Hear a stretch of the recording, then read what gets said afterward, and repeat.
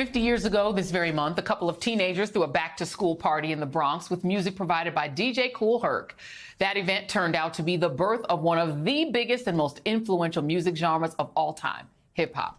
And we at The ReidOut are celebrating this anniversary with a new digital series called Hip Hop is Universal, to dive into how hip-hop has influenced not just today's music, but everything from our culture and our fashion to even our politics.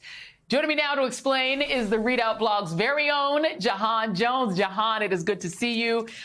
Tell us what you got going. What do you have coming up on this amazing new site?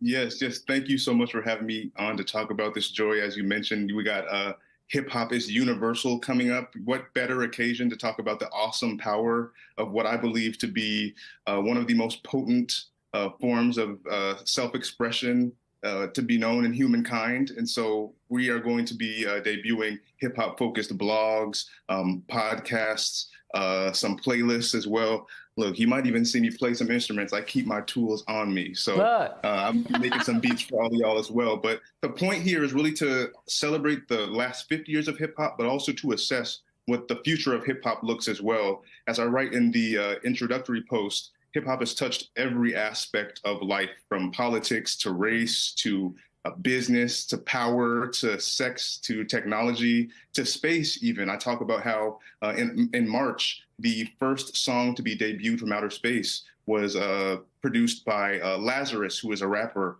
on a space station in outer space, of course. So it just speaks to how hip hop really does reach all kinds of people. It began as this art form that was devised by disadvantaged Black and Latinos in the Bronx, and it has burgeoned far beyond that. And as I say in the article, it has become an art form that a lot of people want to cling to, a lot of people want to pick from. And, you know, even a lot of people who are not Black, who are not Latino, have been able to water it in their own right as well. And so this is just an opportunity for us here at The ReidOut to celebrate the legacy of hip hop and to talk about what that future looks like, both in the tech aspect of it, but also just in terms of the lyrics and the physical embodiment of hip hop as well. We got dances.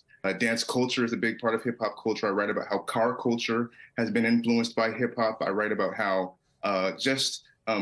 sexuality and vulgarity, as it's been, hip hop has been kind of deemed this vulgar genre, but people have often used this genre to kind of subvert those expectations that people have of them, in their sexuality. So this really is just an opportunity, like I said, for us to celebrate this genre that is far-reaching. I talk about how it's multi-generational, interdisciplinary, and even intergalactic. So it's going to be a lot going on next month.